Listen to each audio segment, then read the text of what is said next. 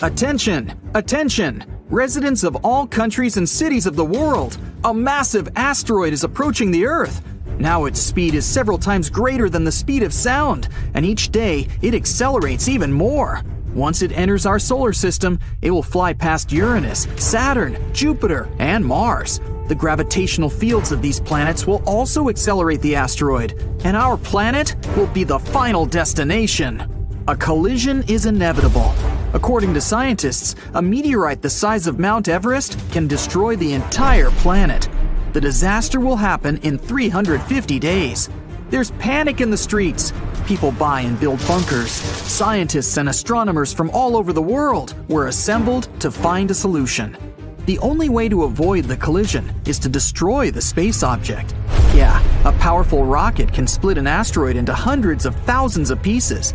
In this case, a meteor shower will hit the Earth, but it's better than the complete destruction of our home. In less than a year, people build several powerful rockets. Then, using the best telescopes in the world, astronomers create a unique guidance system. And now, we just have to wait for the asteroid to get into our solar system.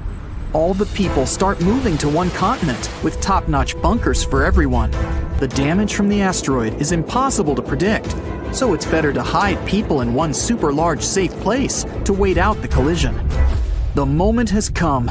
The asteroid passes by Uranus. The speed increases. Now the colossal space object moves only 10 times slower than the speed of light. Scientists launch rockets into the air. The asteroid flies past Saturn and destroys a part of its ring. The asteroid's trajectory is changing. It flies past other planets through a twisting path, picks up speed, and now heads towards the Earth. The rockets leave a long trail of fire behind and reach the speed of sound. They're getting closer to the asteroid. Near Mars, a collision happens. The rockets hit the target. The asteroid explodes and splits into millions of particles. All the pieces fly in different directions. The Earth is saved. At this moment, the Earth's satellites record a huge burst of energy. A small part of the asteroid is headed towards Earth. It's tiny, about the size of a grain of sand. But the explosion accelerated it, and now the grain of sand is flying towards the Earth at a speed of 185,000 miles per second, which is 99% of the speed of light. At this speed, the grain has almost the same destructive power that the entire asteroid had. It's approaching the moon. A few more seconds, and the grain of sand will hit our planet. All the people are waiting with bated breath. The grain gets such incredible power because of the laws of physics. The greater the speed any object is, the more mass and energy it has. When the grain of sand reaches a speed close to the speed of light, its energy and mass begin to increase dramatically. You can't even see this tiny grain of sand, but inside, it has the mass of an entire continent. If the grain reaches the speed of light, its mass will be infinite, and then a black hole will appear. In this case, all living and even inanimate things on the planet will disappear. Trees, seas, and oceans, all the cities, countries, and continents, air, sound, atmosphere, any molecule of the Earth, everything will be absorbed by the incredible gravitational force of the black hole. Then, when there is no trace of our planet, the hole will take over the moon. The gravitational force will grow and absorb other planets of the solar system. Soon, it will reach the sun. Our star will split into thousands of strips like spaghetti and will emit a tremendous amount of energy. This could trigger the birth of a second black hole, but fortunately, we only have 99% of the speed of light, which changes everything. Also, no object that has mass can reach the speed of light. The grain of sand enters the Earth's atmosphere. From the outside, it looks like a blinding meteor that pierces the sky. The grain heats up, passing through the layers of the atmosphere. Clouds within a radius of 100 miles around are burning up. The sky becomes crystal clear. If you look at it in slow motion, you can see the air is ionized because the air molecules are split. In nature, this process occurs during lightning flashes. Our sun also has ionizing energy and disinfects the air. The meteorite leaves an ozone hole behind it. So now, this place is not protected from space radiation and ultraviolet light. The grain of sand flies straight into the center of the Southern Ocean. The closest continent to the explosion is Antarctica. The air around it warms up and mixes with the cold temperature of the ocean, creating hurricanes. As soon as the grain approaches the ocean surface, the water starts boiling. The temperature and energy of the grain are so huge that the water evaporates, but the vapor molecules are instantly burned up. Thousands of gallons of water just disappeared from the face of the Earth. The grain flies down for the first few feet without touching the surface as the water evaporates before it. Then it falls into the ocean and creates a powerful explosion. Hundreds of millions of gallons of water foam and boil because of the hot temperature. The entire ocean within a radius of 100 miles is illuminated with a bright light. The ocean depths, where sunbeams have never been before, are almost as transparent as the water at the bottom of a pool. The wreckage of old sunken ships splits into atoms because of the powerful explosion. Unknown sea monsters and giant squids that live in the dark are afraid of the bright light and swim away. Then, finally, a grain of sand touches the seafloor and penetrates deep into the Earth's crust. If it reaches the Earth's core, the planet will most likely explode from a burst of incredible energy. Fortunately, this is not going to happen. The resistance of the ocean and the ground slows down the grain and takes its energy away. It provokes a slight shift of tectonic plates, and there's more to come. Huge waves form and spread throughout the ocean. The blast wave creates enormous tsunamis. Imagine throwing a small rock into a puddle. The same thing happens to the ocean. Huge waves are approaching the coastal cities. Fortunately, people were evacuated from there, but the damage caused by one grain of sand will cost hundreds of trillions of dollars. Houses are destroyed, roads are flooded. After a while, it starts raining with hurricanes. Ocean water vaporized by the grain forms into huge storm clouds. The wind drives them to the continents. And then, after the tsunami, prolonged rain begins, flooding entire countries. Several days later, natural disasters are still here. The temperature of the Southern Ocean has increased by several degrees. The water is boiling at the collision site, melting the Antarctica glaciers. Millions of icebergs are melting away, so the water level of the world's oceans is rising. The edges of some continents go underwater forever. Thunderclouds reach the Sahara and other deserts. The shift of tectonic plates causes earthquakes on some continents. Volcanoes are awakening. The sky is filled with volcanic ash. It will take months for all the ashes to settle. In the beginning, it creates challenging conditions for life on Earth. Plants and all living things don't receive enough sunlight. In trees and seaweed, photosynthesis is disrupted. Oxygen production stops. It's getting harder to breathe. The air that has filled the planet's atmosphere is slowly running out. People have to adapt to new conditions. They build new cities both on the land and in the ocean.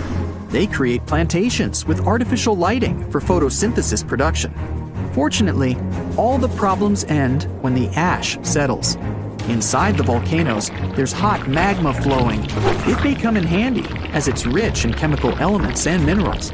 Together with the ash, nutrients fall to the ground, and the soil is now well fertilized. Plants, trees, fruits, and vegetables grow incredibly fast and produce a lot of new oxygen. The Sahara is filled with blooming flowers now, and it looks more like a meadow with flowers, not a desert. The grain of sand just renewed the planet instead of destroying it. Hello, and welcome to the Survive No Matter What show. Today, our host, Alberto, will perform a crazy trick.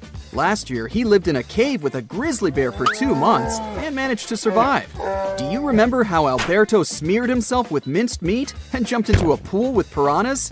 I hope you haven't forgotten how Alberto grilled a barbecue on an awakened volcano. Well, forget it. Today, Alberto will do the most dangerous and crazy trick in his life. Especially for you, dear viewers, he will get swallowed by a giant blue whale. Alberto goes to the North Atlantic. It's a vast area of water where you can meet blue whales and cachalots. He gets on a yacht and sails far from the shore. He's going to look for whales using echolocation and binoculars. A few days have passed. Alberto sits on board and studies the horizon. The sonar detects some movement. He looks toward the signal and sees a water fountain rising into the sky. It's a giant blue whale, the largest mammal on the planet.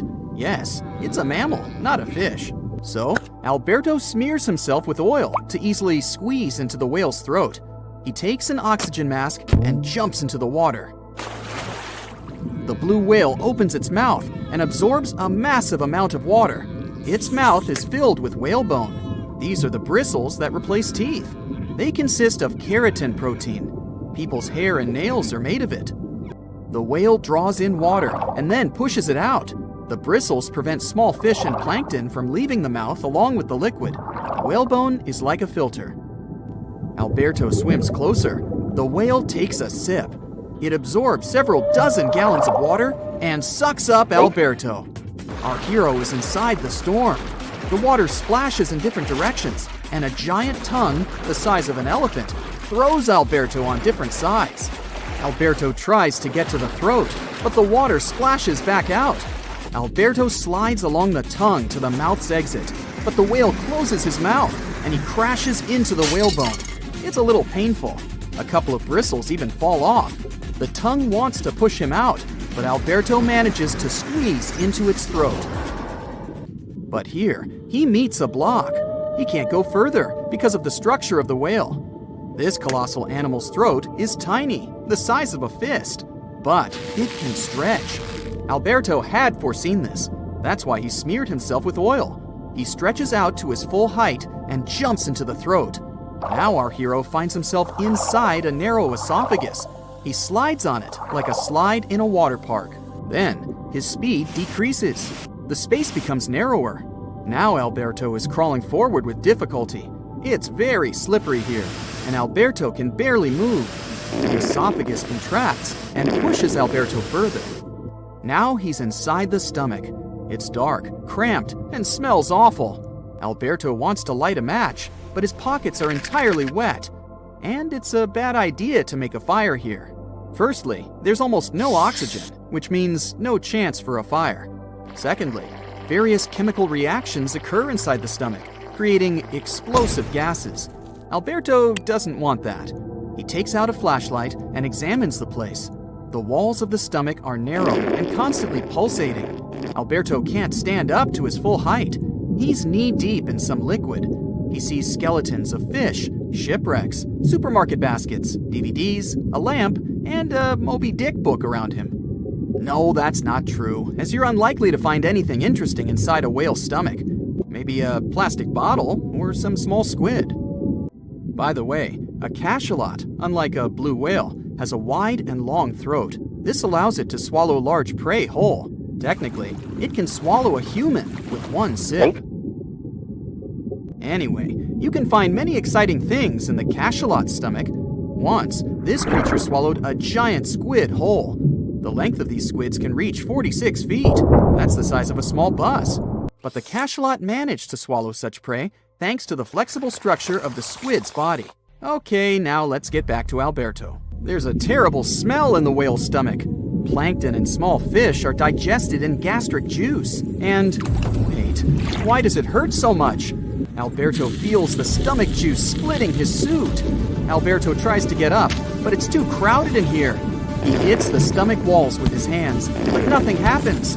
The stomach narrows and squeezes Alberto more and more. The juice irritates his skin. Alberto shouts and waves his legs in different directions. He wants to cause a gag reflex, but it doesn't work. Alberto is desperate, and he doesn't know what to do. It seems that this is his last adventure. He closes his eyes and takes a deep breath. Stop. A deep breath. Precisely. Alberto opens the oxygen tank and fills the stomach with fresh air. Now the whale begins to bloat and is filled with gas.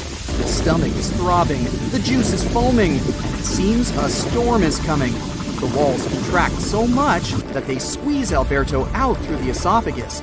Together with the remains of fish and juice, he moves forward. The esophagus is getting narrower. Alberto finds it hard to breathe, but he sees the light at the end of the tunnel. The whale spits him out. Alberto is alive. He's happy that he managed to escape such an adventure unharmed. He returns to the boat and sails to the shore. But wait a minute, what's that swimming by right now? It's a cachalot!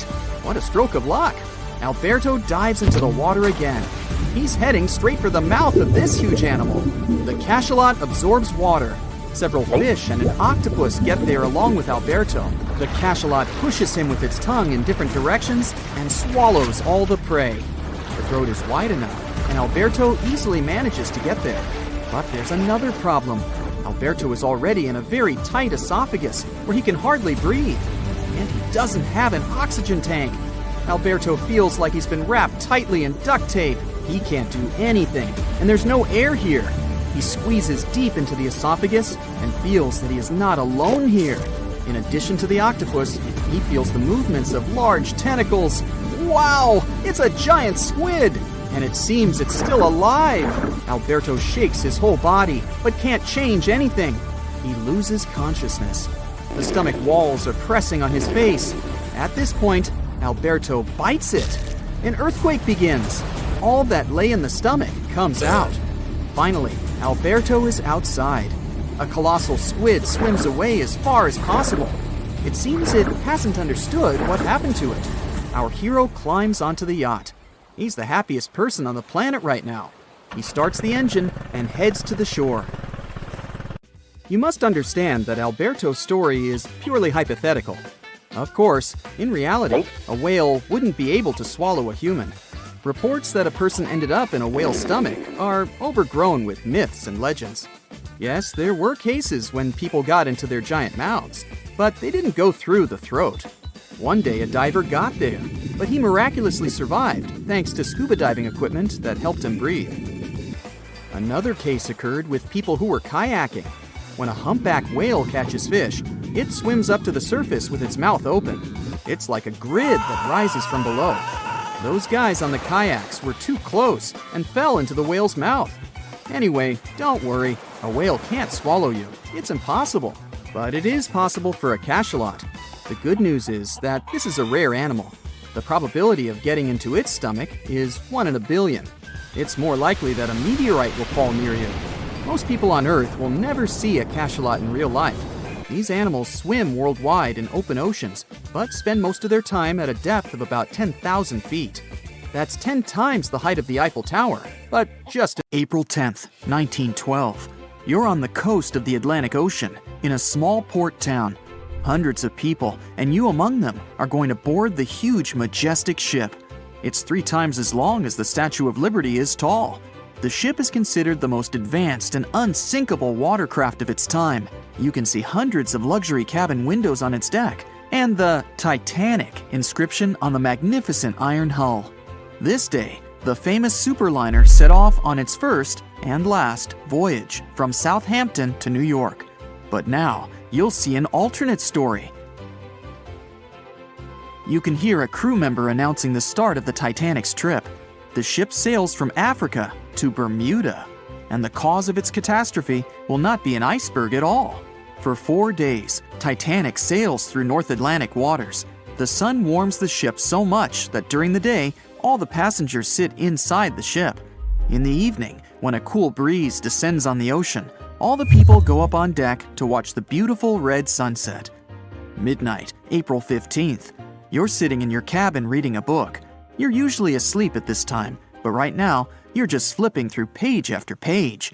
You close the book and look around the cabin. You feel like someone's watching you. You get up and break out into a cold sweat. An inexplicable feeling of anxiety permeates your body and causes goosebumps. You look out the cabin window where the ocean spray is banging the glass, but you can't see anything. There's a thick fog outside. You leave the cabin. In addition to you, several passengers also left their beds because of a heightened sense of danger. They greet you and ask what's wrong, but no one knows. You head to the stairs to go out on the deck to see the situation. At this point, the floor goes out from under your feet. A strong push makes you fall. A rumble reverberates through the Titanic. You get up and see more and more people going out from their cabins.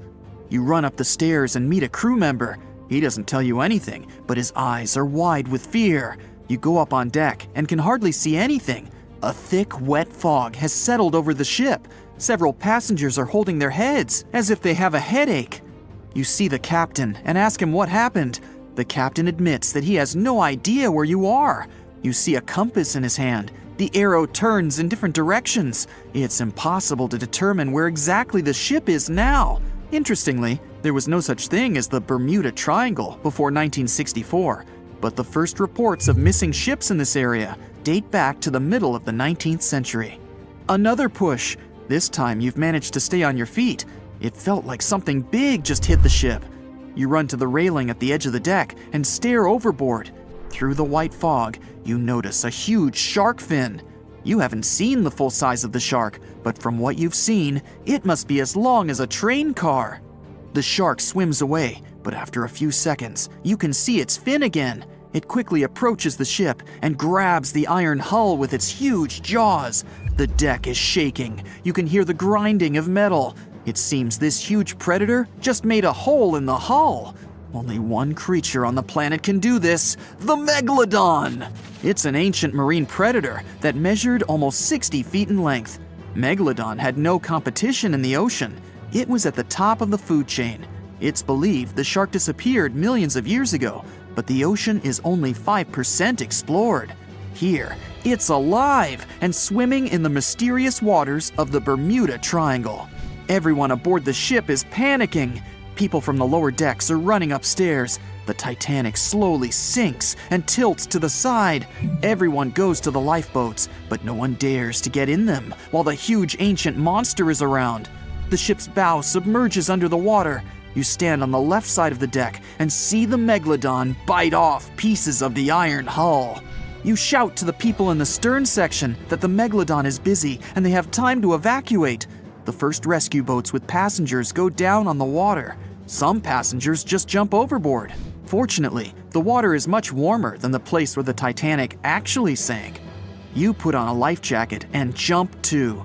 The Megalodon attacks the ship and drags it deeper into the water.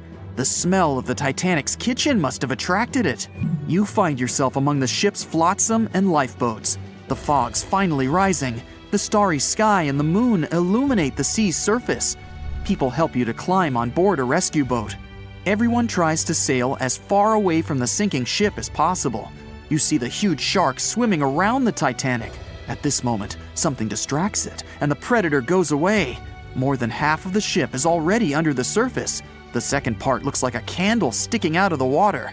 The ocean is calm, the sky's clear and cloudless, there's no wind.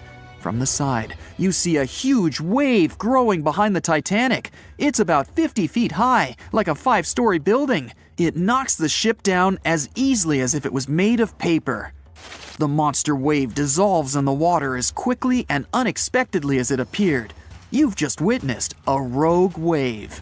This phenomenon occurs all over the world. Enormous waves suddenly appear, demolish ships, and disappear without a trace.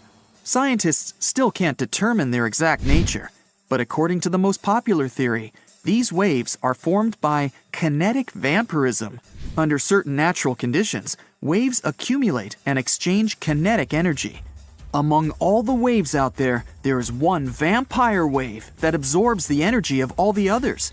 When a lot of energy is accumulated, a huge wave grows and splashes it all out.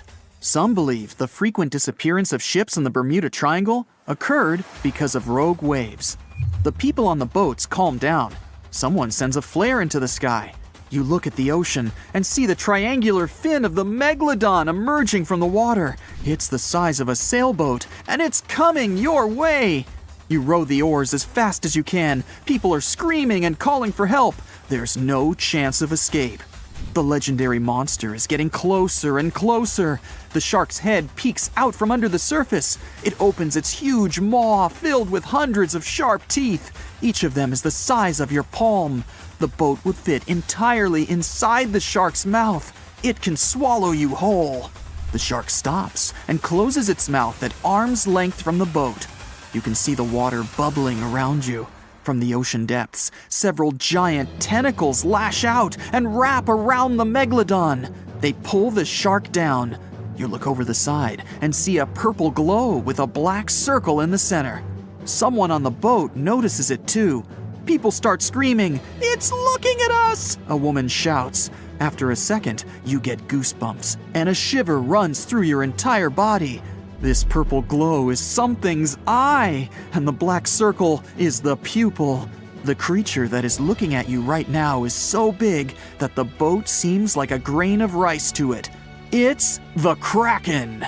The giant squid, an ancient monster that sank hundreds of ships, but whose existence has not been proven by anyone yet. Fortunately, the boat you're sitting in is too small to interest the Kraken. You can see its eye moving deeper away.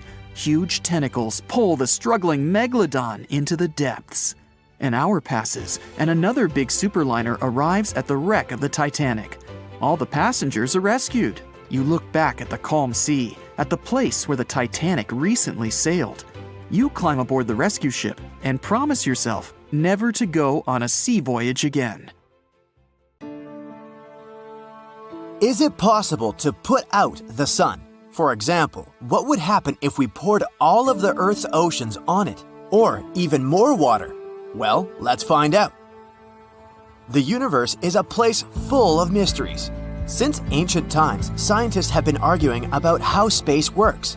But none of us has ever doubted the existence of one thing: the sun. The center of our solar system. It's big, bright, and immortal? Nah, not really. Actually, the sun is just an ordinary star. It consists of 75% hydrogen, a little helium, and a pinch of other heavy elements. Gravity holds it all together. But in around 5 billion years, the life cycle of the sun will come to an end. The hydrogen inside it will run out. Our star will begin to grow gradually, and you can't even imagine just how big it will become. And then it will start eating all the nearby planets. That's when we'll regret being so close to it. After eating us all, the star will remain a red giant for another billion years or so. And then, sooner or later, it will begin to shrink and fade, turning into a white dwarf. In the end, nothing will remain of it but a bright and colorful planetary nebula. But don't get scared. Right now, the sun is in the middle of its life cycle. It was born about 4.5 billion years ago, and about the same amount of time remains. Fortunately, we were born during the star's best and most stable period. In other words, there's no reason to worry. So let's find one. How about speeding up the sun's life cycle with the help of water? We'll try to collect all the water on Earth and pour it onto the sun. First, we'll need a bucket. No, not this one. We'll need a really, really big bucket. The one that can contain around 326 million cubic miles of water. It will be equal in size to the distance from Washington to Chicago. Or if we can only find ordinary buckets, there should be around 70 quintillion of them. This is a number with 18 zeros. Okay, imagine that we magically got that many buckets. It's time to put out the sun. We splash the star with all this water and nothing? Seriously? Oh, just look at this. The sun has probably felt sorry for us and produced one little solar flare. It turns out that all water on Earth is actually just a pathetic drop for the sun. People often underestimate how much bigger the sun really is than our planet. In reality, it can fit more than 1,003,000 Earths. So yes, the sun won't go out or even get colder. It won't even notice that we've done something. But let's not give up. We really want the sun to go out for some reason. What happens if we pour just enough water on it? And how much is this enough? Remember our quintillions of buckets? Well, we actually need about 370 octillions of them. This number has 27 zeros. It's hard to even imagine, so let's just say that it's a lot of water. Now, let's splash it all over the sun again. Wow, just look at the steam! But the sun hasn't gone out again. On the contrary, it said thank you and suddenly became much bigger and brighter. What's happening? You see, the sun isn't actually a campfire. Inside bonfires, candle flames, there's a chemical combustion. When we pour water on the fire, the water absorbs the heat of the flame and cools it to such an extent that it can no longer maintain the burning reaction. It also blocks the fire's access to oxygen. Water basically stops the chemical process. But the burning of the sun isn't the same reaction. Even though we say it burns, it's not entirely true. What happens there is called nuclear fusion. It's one of the most violent and craziest reactions in the universe. There are many layers of hydrogen going deep into the sun. If you take 4 hydrogen atoms and ram them together, you're left with an atom of helium. When we talk about the sun, the process is a little more complicated. When the star tries to carry out that fusion, positive protons repel each other. It takes a lot of force and energy to somehow squeeze them together. Fortunately, there's a magical force in space. It's gravity. The sun takes up 99.8% of all the mass of the solar system. Pretty heavy, right? And all this mass is what holds the sun together with the help of an incredible gravitational force. So, gravity takes quadrillions of these little hydrogen atoms and pushes them together every second of every day.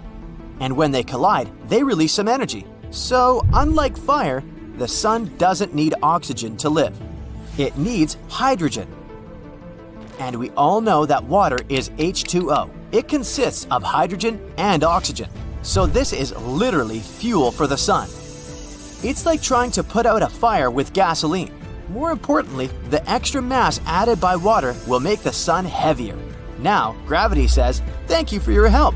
And then it starts to collide protons with each other even faster. And thanks to this, the synthesis speeds up. Great, we've made the sun incredibly strong, and now it has eaten us, along with other nearby planets. And if we keep adding water, the sun will sooner or later collapse in on itself. It will blow off its outer layers and become a black hole. Awesome. Now it will pull inside absolutely everything around. Good job, guys. Let's press rewind because clearly our water experiment was a mistake. One small solar flare sounds much better. All right, we're back to our usual calm sun. But it seems like there's something that we've forgotten. Well, apparently, water was critically important for life on Earth. Who would have thought? Now there's a huge amount of unmoving fish and other marine creatures lying around where the oceans used to be. Poor things. As for deep sea creatures, they simply didn't withstand such a sharp change in pressure. Algae and corals have also dried up. Wait a minute, weren't they responsible for producing 50 to 80% of the world's oxygen? Oops, it's time to put on some oxygen masks. And how are things on dry land? I mean, now everything is just land. But you get the point. Wow, this whole place is lit, and I mean it literally. If there are no oceans, then there are no clouds or rain. Now there are forest fires everywhere. Poor animals have to escape and leave their homes. Oh my. And it's not like they'll be able to find a new home, because all plants, of course, will dry up quickly. There will be literally no place for living left on the planet. So now Earth looks like a giant desert. Great! But people have been living in deserts for thousands of years, right? Maybe they'll know what to do. They won't. After all, people in the desert also need to drink. So now there's total chaos everywhere, and survivors fight for the last drops of water. If there are any survivors at all. In fact, no matter how much they fight for resources, their fate is sealed. The ocean absorbs a huge amount of CO2 and the heat coming from the sun. They also distribute this heat throughout the planet, making it pleasant to live on. But once they're gone, the temperatures will quickly jump to 250 degrees Fahrenheit and above. But even if we forget about the high temperatures, now we have no clouds, and they helped us too, by not letting through solar radiation. So we're also under the direct impact of the sun's rays. Our last hope is icebergs. Now that everything is terribly hot, they've melted. And maybe they'll be the last hope for humanity. But that cool solar flare was definitely worth it. Silly humans. We're so used to the things our body does to keep us alive each day that we barely ever think about the mechanisms of sleeping, talking, breathing, or even blinking. But what would happen to your body if you stopped doing each of these things all of a sudden? How long would it be before it became a problem? Not that I've ever considered taking some sort of vow of silence, but I do sometimes wonder what would happen if I just stopped talking altogether. Would I lose my voice forever at one point? Let's look at what specialists at Columbia University have to say. First of all, our vocal cords are muscles, so they do need a workout every now and then to stay in shape.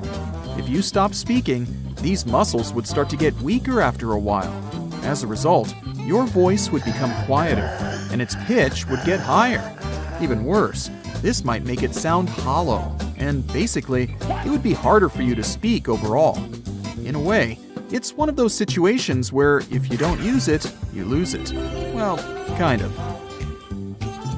Luckily, breathing and eating would enter into the equation here. These processes would keep your muscles in some shape. Plus, no matter how long you kept silent, it wouldn't do any permanent damage. And once you started using your vocal cords again, your voice would be back. We all know what might happen if we stopped washing. We'd smell. But let's look at it from a scientific point of view. How about an experiment where a person stops showering for a whole year? Depending on its type, a person's skin would initially become either extremely oily or very dry. The oiliest parts of their body, like behind the ears and the neck, would collect dust and pollutants and even change color. As for their head, it would get very itchy because of all that skin buildup. And after such a long time of not having a proper cleaning routine, it could take weeks to get the skin back to normal. It may sound like a vacation of sorts, but let's look at what would happen if you never got out of bed. One of the first organs to feel the change would be our lungs. Without gravity to pull them down into their standard position, their lower part would crease. But coughing every now and then would help to reduce this effect. Going further, you'd start to lose about 1% of your bone density with each passing week. This would make your bones more fragile. By the way, it's also the reason why astronauts, who can go for months without experiencing gravity, need to move around for at least 2 hours a day and make sure they have enough calcium in their diet. That same 1% would also apply to your muscle mass. You'd first start to see the effects of this lack of movement in your thighs and shoulders. The unused sugars that previously went to the muscles would start to build up in the blood system after about 10 days. After a whole month in bed, your heart would end up pumping 30% less blood with each beat. There would be less oxygen in your body, and you'd feel even more tired, which sounds kind of surprising. After all, you'd spend the entire month in bed. What would happen if you held your breath for too long? Let's have a look at the timeline. Firstly, the oxygen levels in your brain would decrease, followed by a higher level of carbon dioxide. Usually your body gets rid of this gas pretty fast when you breathe out. After about 60 seconds, the cells in your body would start to behave differently than they normally do. All body parts would be affected by the sudden change. Your heart would start to beat irregularly. If you didn't begin to breathe even at this point, you'd most likely end up fainting. Similar to so many other mammals, we humans have a diving response. This is a built-in automated mechanism that you come equipped with. It makes sure that your brain always has enough oxygen, even in an emergency situation. This diving response starts working extra hard every time your face ends up in the water, but it can happen on dry land as well. Its main aim is to make sure your brain continues functioning, no matter the cost. So, it orders your body to redirect all the blood from non-essential body parts, like legs or arms, to the brain. Now, what would happen if you stopped blinking? Or if you didn't blink frequently enough? Firstly, your corneas would likely increase in size. The cornea is the only part of your body that doesn't have a blood supply, but it still needs oxygen to function properly, and it gets it straight from the air. By the way, that's the reason why your cornea swells up, just a bit, when you sleep, but it goes back to normal in the morning. Then, your eyes would probably start to dry out because the tear film wouldn't get restored. What does this mean? Mostly some pain and blurry vision. Blinking also helps with removing all dirt and dust from your eyes. If you stopped moving your eyelids, things would most likely get stuck in your eyes and cause serious damage. We take chewing for granted, don't you think so? But come to think of it, it's the first stage of digestion. Chewing helps your stomach to process the food you eat more easily by breaking it into smaller parts. Chewing less, or not at all, should you ever resort to a full liquid diet, might cause harm not only to your digestive system, but, surprisingly, to your jaw muscles as well. Without regular chewing movements, your facial features would change pretty soon. Chewing also lets your stomach know when it's time to increase its acidity so it can process food better. Your senses are a huge part of your day-to-day lives, and here's a neat trick that the human brain can do.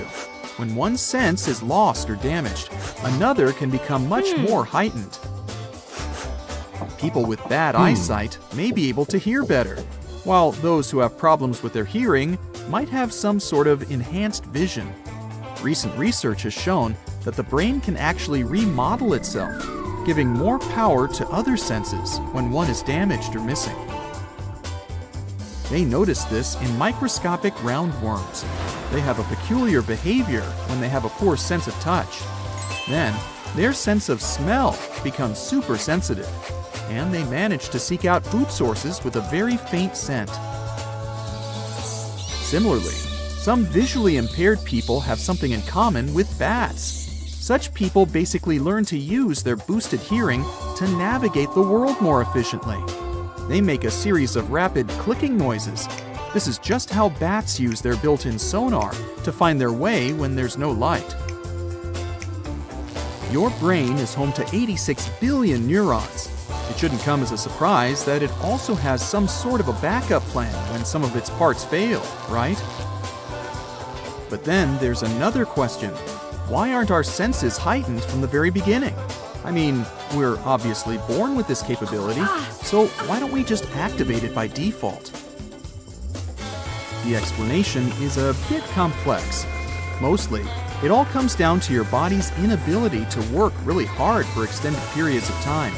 To be more precise, your body is always looking to obtain and maintain a certain balance in order to function properly. When one sense is deprived, another needs to be sharper. More so, all these changes in our senses, depending on the circumstances, appear to be reversible. This yet again illustrates the human body's need to function in harmony. It's one of the most intriguing locations in the world. Covered in darkness and miles underwater, this extreme environment is home to some unusual creatures and phenomena. It's called the Mariana Trench, and it's the deepest oceanic trench on Earth. No wonder it's been so difficult to explore. Because of the risky conditions, people aren't able to explore this location without proper equipment. But what would happen if we threw a steel ball down there? Let's start with some basics. How did they first discover this enormously deep hole in the ocean? HMS Challenger identified it back in 1875. The ship had some pretty fancy sounding equipment for its time, but it wasn't nearly good enough to be able to fully explore the trench. Some decades later, in 1951, another ship, the HMS Challenger II, came back to the location better equipped. The vessel featured an echo sounder and was able to take accurate measurements of what seemed to be the deepest point on the surface of our planet. If you were to look at it in 2D, you'd see the trench measures 1,500 miles in length and 43 miles in width on average. It also looks sort of like a crescent-shaped scar when you observe it from above. Nothing out of the ordinary so far, right?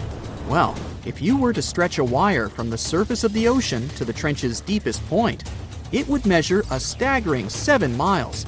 If we were able to physically move Mount Everest, which is the Earth's tallest mountain, to cover the Mariana Trench, it still wouldn't be enough, falling short by about a mile. Because the Mariana Trench is so deep, it's almost completely covered in darkness, as light can barely get through to such extreme distances underwater. The temperature isn't any friendlier either, just a few degrees above freezing.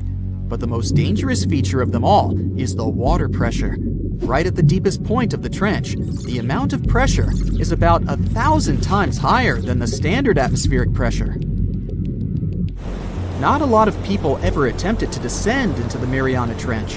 In fact, the first organized attempt took place more than 60 years ago. It was done by Jacques Piccard and Don Walsh in a submersible. They only spent about 5 hours on their descent and a mere 20 minutes at the bottom. Alas, they weren't able to take any pictures. Until these two scientists were able to descend, specialists believed there was little to no chance that life could exist down there, given the conditions, most notably the extreme pressure. But while at the bottom, the submersible's floodlight caught sight of a creature. It was a very flat one indeed. As you can imagine, resources here are very scarce. What kind of creatures live down here? And how do they survive, given the harsh environment? Surprisingly, there is quite an abundance of wildlife living in the Mariana Trench. Some of these creatures fall back on chemicals to survive, like methane or sulfur, while other kinds of fish nibble at the marine life that's, well, weaker than them on the food chain. The most common creatures found here are xenophyophores, amphipods, and small sea cucumbers. Some of them adapted by hardening up their shell using aluminum harnessed from the seawater. Smaller creatures, like microbes, adapted by feeding on the chemicals emitted when the seawater hits the underwater rocks. They consider the Mariana snailfish the rock star of the area in terms of wildlife. They're small, ranging from 3 to 9 inches, translucent, and lacking any scales. But they're the top beast of prey in the area. It's no wonder some people started to believe that the ancient Megalodon might still be living here. What was a Megalodon, you might be wondering? It was the largest predator ever known in our planet's history. Basically, the biggest and nastiest shark ever to have lived. Scientists believe it's been extinct for quite some time, and the idea that it might still be hiding in the Mariana Trench doesn't have a lot of supporting information. The Megalodon would have needed to learn to navigate in complete darkness. It would either have to be bioluminescent or evolve to have massive eyes. More so, because of its school bus-like size, the Megalodon would have needed a lot to eat. Microbes and small snailfish just wouldn't have done the trick. If a steel ball were to be dropped in the trench, what would be its effect on it? Would the ball be strong enough to sustain such pressure? Let's look at the science here. If we assume it's a solid steel ball, the pressure found at the bottom of the trench wouldn't be enough to really affect it and cause permanent damage. It would take it a solid 12 minutes to reach the bottom of the ocean, though. What about the temperature? Well, it turns out that the difference in temperature on the surface and at the bottom of the trench is quite impressive, a difference of about 86 degrees Fahrenheit. So, it would cause the ball to shrink a bit, but yet again, once the ball returns to the surface, it would simply come back to normal. Should the ball get stuck there, there's another interesting question to answer. Would corrosion affect it? Corrosion of steel is highly dependent on the amount of oxygen in the water. The amount of oxygen dissolved in water remains constant at depths greater than 3 miles. I'll spare you the math, but it would take more than 10,000 years for the steel ball to completely rust under the sea. I can't help but wonder, though, what would it take us humans to be able to survive at such extreme depths? Let's look at what was used in the past to explore this mysterious location. A little thing called syntactic foam. Why? Because it's the only material that can both float and resist the amount of pressure found here. Without this sort of protection, our lungs would rapidly collapse here. More so, the pressure from the water would push liquid into our mouths, replacing the much-needed oxygen with water. Then, there would be the much-needed ability to be able to come back to the surface, should anything not go as planned. One of the vessels that went for a deep dive here had 1,000-pound steel weights attached to it, so it would ensure its sinkage.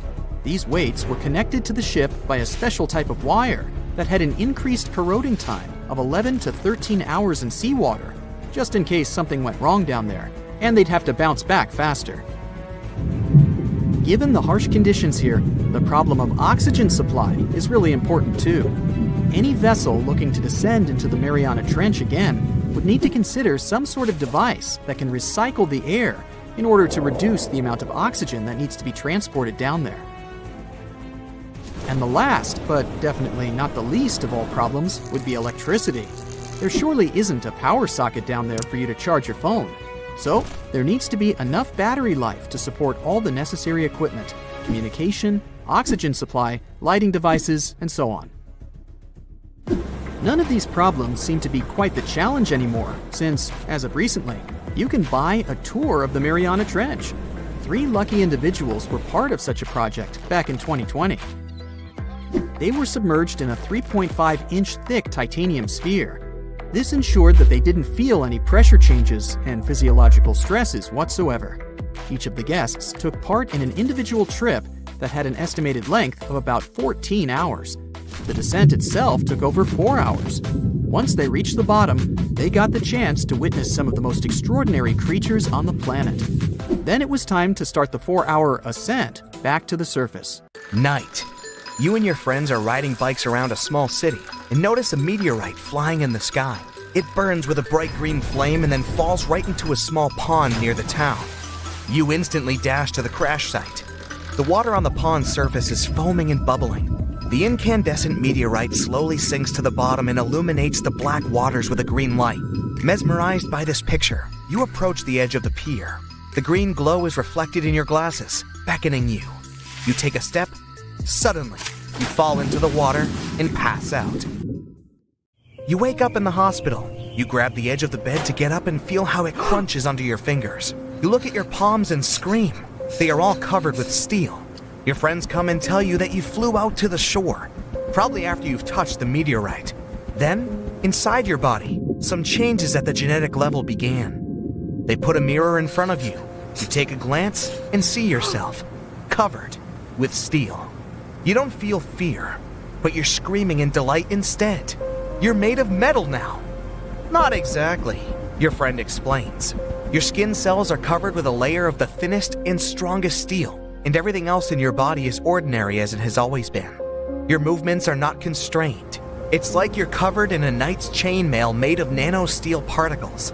You look out the window and take a deep breath. Your lungs are filling up with air. But what about the skin?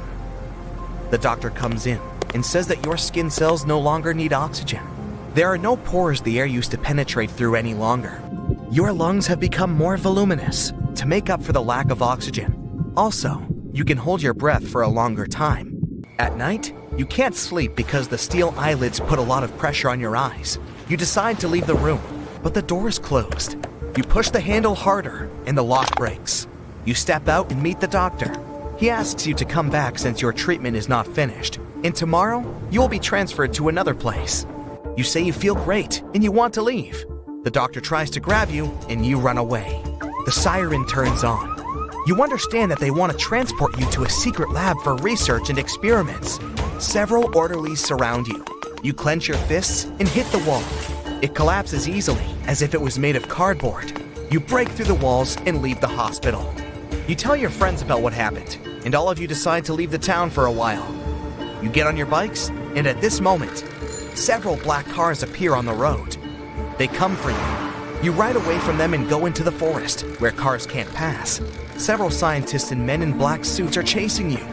You come to the pond and remember the doctor's words about enlarged lungs. You decide to hide under the water. You jump and slowly fall to the bottom. 10 minutes have passed, and your lungs still have a small supply of air. The pursuers can't find you and leave. You try to swim out but drown. The steel skin has made you heavier and unable to swim. You push off from the bottom but drown back. Fortunately, your friends jump into the pond and help you get out. You're wet, but the skin doesn't rust, and it dries quickly. You ride a bicycle towards a cheap hotel to hide there and figure out what to do next. The sun shines brightly. You spend several hours pedaling. Your friends are sweating, but you aren't. The skin is covered with dust now, but it's enough to wipe it with a rag to look clean again. In a normal body, sweat is released to cool the body and prevent it from overheating. Your body doesn't cool down now, but that's okay. Your skin becomes so hot that you can fry an egg in your palm. Fire and cold temperatures aren't harmful to you either. You check into a motel and realize that it's hard for you to move. You hear the grinding of metal when you raise your hands or walk. Your friend gives you the oil that lubricates the chain on the bike. You cover the skin with it, And it works. You're moving freely again. Steel skin increases your weight and the load on all your muscles. You quickly get used to it, and your body becomes more trained in a few hours. But the coolest thing is a superpower. Not only can you destroy a wall or tear an iron plate, but also break glass with a light torch. At the motel, you go to the refrigerator and grab some magnets. They stick to you, and it's pretty tricky to remove them. You turn on the TV, and they tell you that you and your friends are wanted. You're all on channels. You all leave the motel and get on your bikes and drive as far away as possible. You turn the pedals so hard that they break. To continue your trip, you decide to rent a car. After a couple of hours, you run out of gas. Your weight has increased, which means the vehicle consumes more fuel. You and your friends are walking along the road. An old pickup truck stops. A driver with a thick beard offers to take you to the nearest town with a railway station. The driver keeps silent all the way. The beads of sweat are running down his face. Is he nervous? You feel that something is wrong. When you enter the town, you see your photo on every streetlight. There's even a reward announced for your capture. You ask the driver to stop, but he doesn't listen to you. Then you punch through the car floor with your feet and crash into the asphalt. The car stops. There's not even a scratch on your legs. Several black vehicles drive up to you from different streets. The car doors flung open abruptly. People in black suits caught your friends, but you manage to escape. You run to the roof of a 5-story house. Scientists and men in black surround you. You go to the edge and jump. Like a real superhero, you land on half-bent legs. The asphalt under you is destroyed, and your sneakers are torn. You run away, touch the parked cars with your hand and leave big scratches on them. You run into the forest and decide to spend the night here. You break several thick branches with the palm of your hand and make a fire. You don't need it since you can't get cold, but you just don't want to stay in complete darkness. You hold your hand over the fire and feel nothing. You look at the tip of your fingers and realize that there are no fingerprints on them. You close your eyes and imagine your future life. All metal detectors go crazy when you pass through them. Banks, the airport, nightclubs, you make the security service nervous everywhere. But the worst thing is that you will be hiding almost all your life. You fall asleep and see laughing people pointing at you. You don't like it, and you wake up. After a few seconds, you suddenly understand what you need to do next and how to stop the pursuit.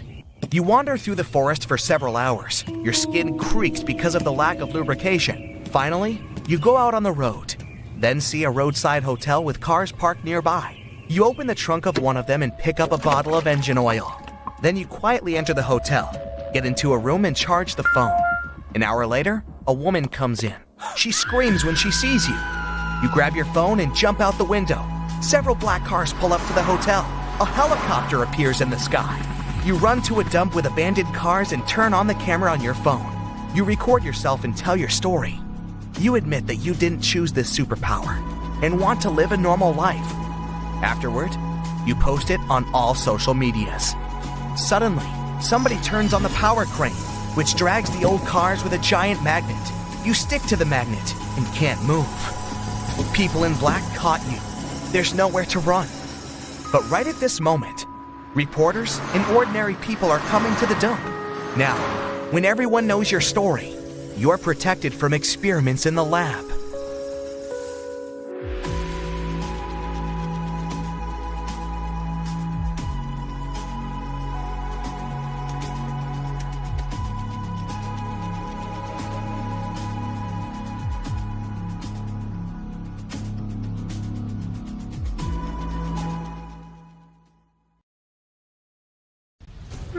Imagine you wake up one day to a world with no electricity, no internet, no money, no work or school, nothing that you're used to. No, you're not in California when they shut the power off. You're not even in your own home because you've been magically transported to the Stone Age. What could possibly happen next? Of course, your first reaction would be shock, but let's move past that. You've now accepted that you get to experience life Flintstone style. First, let's look around. This is your cave, where you live with your family. You have your own sleeping area that's covered in animal skin. However, you might also live in a primitive hut supported by mammoth tusks and ribs, with an animal skin over it as protection from the rain. Your morning routine won't include a quick trip to the bathroom or to brush your teeth or a hot cup of coffee. And if you're wondering where the Stone Age people did their business, well, it was basically anywhere outdoors. How convenient. Just pick a bush and go. All right, it's time to get out and explore the New World. But hey, don't forget to put on your clothes. No, nothing comfy and trendy from the mall. Back in the day, humans used the skins of the animals they hunted to create simple, rough loincloths. To make these hides more flexible, they had to chew them. Let's assume you already have an outfit for today and don't have to strain your jaws right now. Thousands of years in the future, humans will learn how to smoke these animal hides to make them last longer and start making tunics. What about footwear? Scientists believe it was present around 40,000 years ago. Take a small piece of animal skin and wrap it around your foot. Then stuff hay under the heel to create some kind of sole. Voila! One shoe is done. Do the same with the other foot, and you're ready to roam. Now, don't be scared. You're not going to face a giant mammoth right outside the shelter. Ancient humans were pretty smart and learned animals' habits because it was the only way to survive in the wild. So they chose caves or built huts in the safest places they could find. Now go down to the river and wash your face. Are you curious to find out what you'd look like in the Stone Age? Take a peek at your reflection in the water. See, you're not that much different from the modern you. Just that your hair is a mess and you might be a few inches shorter, with a more developed jaw because of the harsh diet. And look at those bulky muscles. Well, that's what you get when your life is all about running and fighting with wild animals while hunting. Yes, hunting is on your to-do list today. But first, it's time for breakfast. Luckily, you have some leftovers from dinner. Eggs, wild fruits, and berries. Sorry, no gas stove to cook the eggs. Why not try to do it over the fire? Here's a free tip. Find 2 small but sturdy and dry wooden sticks. Place some dry leaves or a chunk of your own hair at the base for kindling and rub the sticks vigorously against each other. Keep going. Be patient. Okay, finally there's an ember. Good job. Now you can cook your breakfast using a flat stone as a frying pan. Need a fork? Sorry, that won't be invented for thousands of years. See that seashell attached to a wooden stick? That is your spoon. Come on, the jungle is waiting for you. Thankfully, the Ice Age is long gone, so the weather is warm and lush greenery is in abundance. That's good for you since you have to pick different edible plants, nuts, fruits, and wild grains. It wasn't until around 10,000 BCE that folks in the Stone Age learned how to grow their crops and domesticate animals. Only then could they finally stop moving from place to place in search of good hunting grounds. Oh look, there's some grapes. Let's snatch them. But how do we gather grains, you might be wondering? Well, allow me to introduce you to some Stone Age tools. By the way, the Stone Age is named after the tools that humans invented that were made out of wood? No, obviously, stone. Let me help you out again. Here's a U-shaped stone sickle that knocks down the grain stalks. It's time to bring everything you've collected to your camp. Now that the shock of time traveling is worn off, you notice that there are a few other huts near your dwelling. Those are your neighbor. Betty and Barney Rubble, I guess. Stone Age people usually united in groups of 20 to 50 and help each other to survive. Okay, you can eat grapes and other fruits raw, but what can you do with raw grain? To separate the grains from the husks, take a stone bowl and a small grinding stone and grind the grains. Now, if you mix smashed grains with water, you'll get gruel. Fry it on stones the way you did with the eggs, and there's your first flatbread. Yeah, it doesn't taste amazing, but don't forget, it's going to be another 15,000 years before your favorite bakery gets built. Is it dusk already? Brace yourself, my friend, because you are about to go hunting. But I've got good news for you. You don't have to do it alone. Stone Age people survived this period because they did almost everything together. So, call up your camp neighbors and get ready. How would you feel living in such harsh conditions? Let me know in the comments. But how did humans communicate back then? At the very beginning of the Stone Age, they only used a series of cries and gestures to express their fear, joy, pain, or warning to the others about imminent danger. It was much later that they learned how to pronounce specific sounds using their teeth, tongue, and mouth.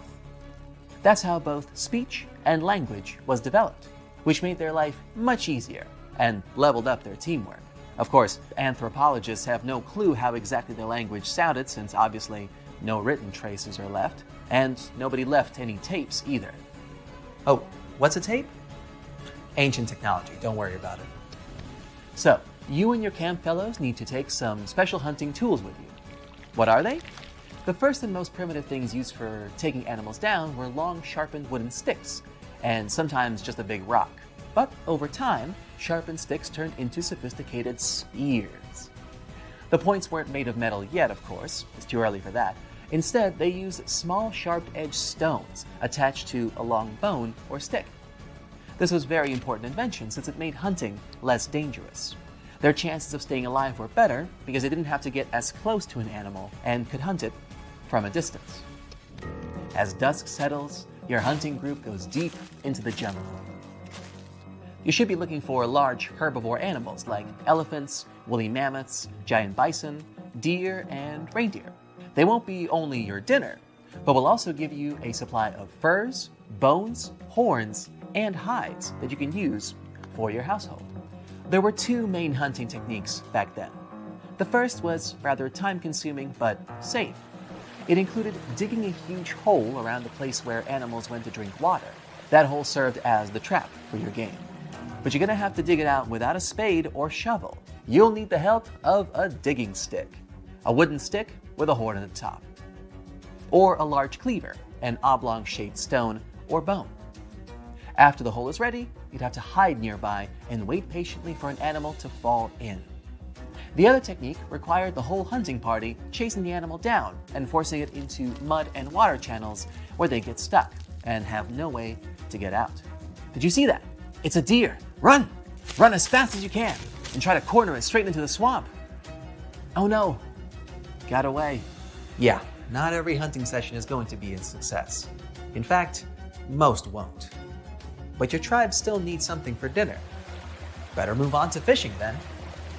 Don't worry, you won't have to catch fish with your bare hands. Fishing nets and harpoons are at your disposal. Nets were made from tree bark and grass. The oldest one, found by archaeologists, dates back to 8,300 BCE. Harpoons made of antlers usually had a rope to pull the catch back up to shore.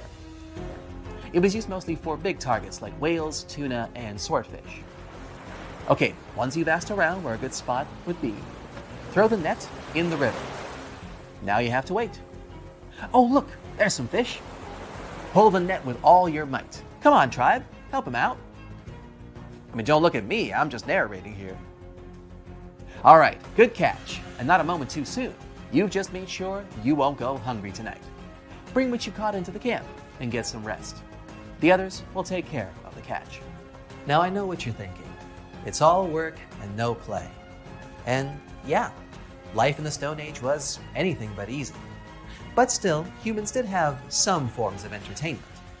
No, you're not going to an amusement park or a cinema, but you can pass the time playing music on flutes made from bird bones and mammoth ivory.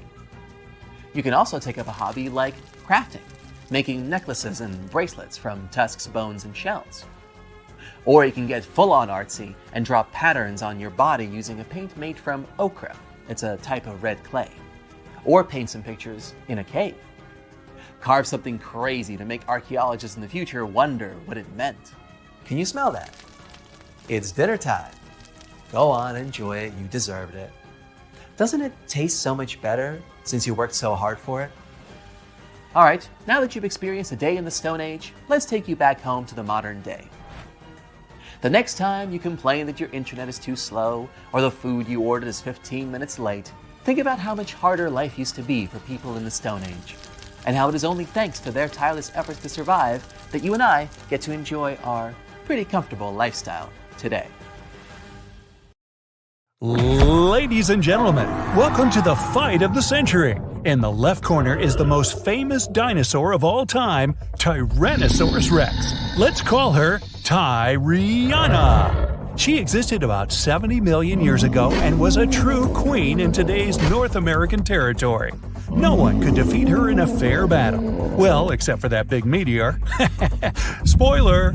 In the right corner is the nightmare of the sea, Megalodon. This one's named Megan. This species went extinct about 3 million years ago, but legends about it are still alive. It's the biggest shark that ever existed, and it was a super predator in its time. Both fighters are the highest predators in their category. But what happens when they meet face to face? To find out, let's move on to the first category, size. The largest T-Rex ever found was named Scotty. Hey, beam me up! His hips were about 12 feet tall. But if Scotty straightened his back, he would be about 42 feet tall. It's like putting 3 giraffes on top of each other. And if you wanted to pet this cute guy on the nose, you'd have to stand on the shoulders of 7 people to reach him. Even though our T-Rex is not the biggest of its kind, Mariana still remains one of the most dangerous. But now, let's look at the size of her opponent.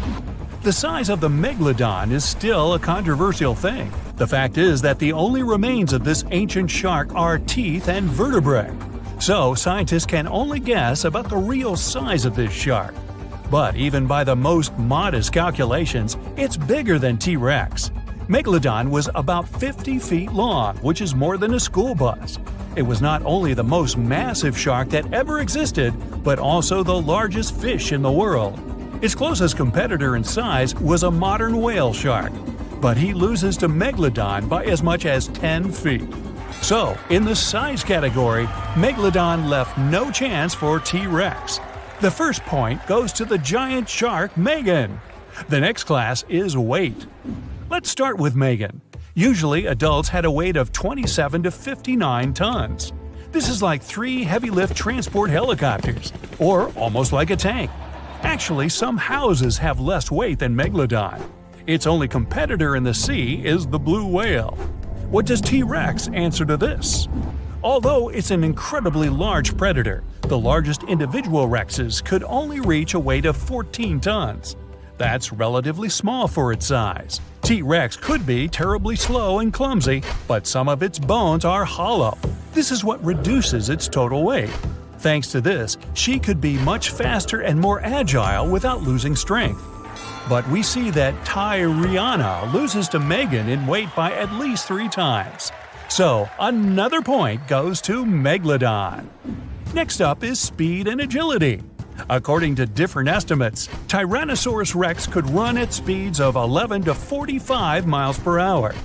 For comparison, the speed of the fastest human on Earth is only 16 miles per hour. So, you do the math. Yep, we wouldn't have had a chance to escape being lunch for T-Rex. But what about maneuverability? Mariana seems to be big and clumsy. However, T-Rex had excellent balance because of her massive tail and could turn and change direction very quickly. And look at her legs. She clearly doesn't miss a leg day. Now let's look at the second fighter, Megan. Scientists have found that the Megalodon could swim at a speed of about 11 miles per hour. This was enough to become an ultimate predator, but it was inferior to many other species. For example, the fastest sea creature is the sailfish. It can reach 68 miles per hour, about 100 feet per second. Besides, because of its heavy weight, it could not quickly turn or maneuver. Imagine a giant truck needing to make a U-turn. So, when she attacked, she had only one chance to strike. If she missed, she went for a second lap. This gave her prey enough time to run away. In this round, T-Rex finally gets her first score. But we're still 2-1 in favor of Megan the Megalodon. Okay, moving on to the next category, fighting skills. Megalodon was definitely the best predator in the aquatic world, not only because of its size and mass, but also because of its intelligence. Scientists have found traces of Megalodon's teeth on the remains of whales. They concluded that Megan aimed at her prey's weakest spots and knew where the vital organs were located. Other remains of Megalodon's victims had many bone fractures. This suggests that she was not shy about using her weight as a ram. Such a 50-ton ram could easily break through concrete walls. Some individuals prefer to attack the whale's tails and fins first to immobilize them, then attack a defenseless victim. This makes the Megalodon an excellent strategist. Megalodon's prey just didn't have a chance. So, this shark had 2 main techniques: ram and ultimate bite. But the arsenal of T-Rex is much broader. Like a Megalodon, it had the strongest bite of its kind and also used a ram.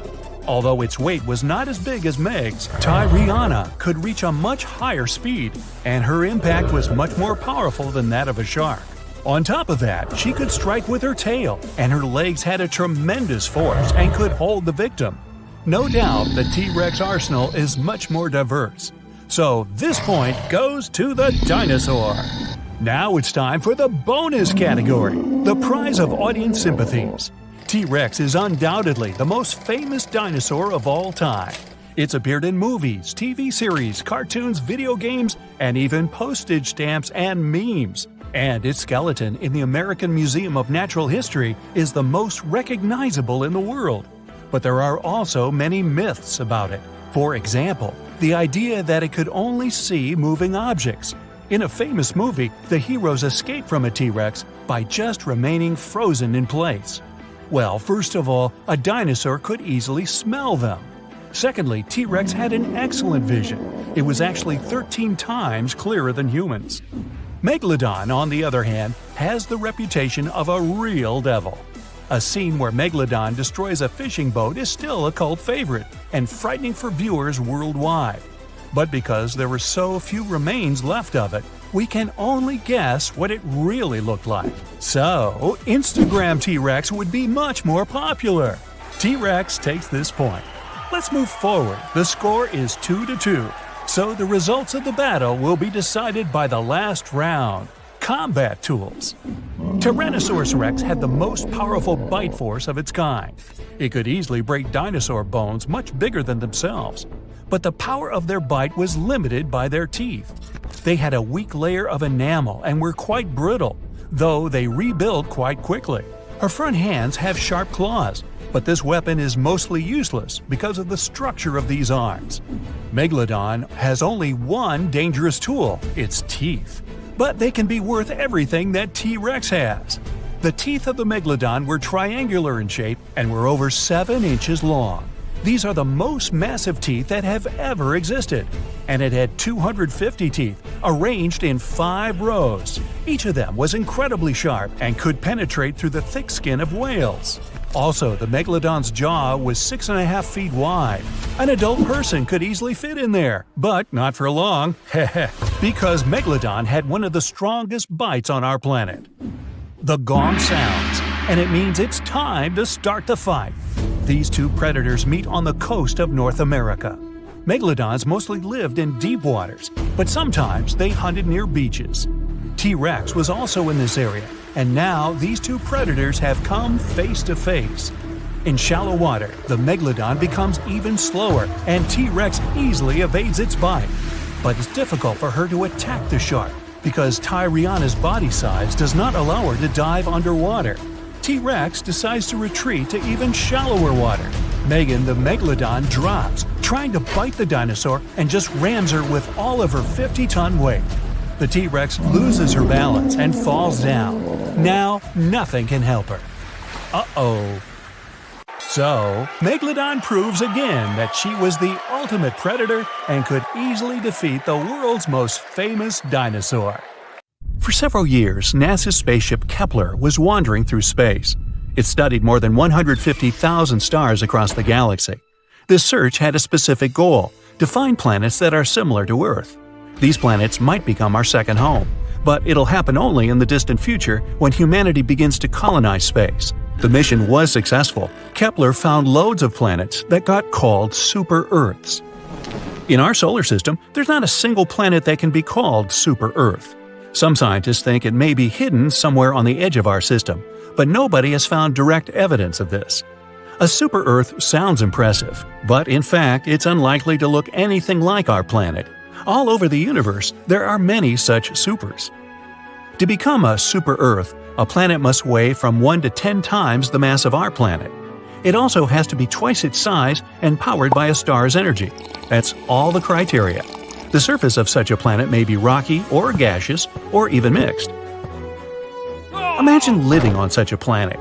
It's the same as ours, with similar atmosphere, climate, and landscape, but several times larger. Our lives are different here.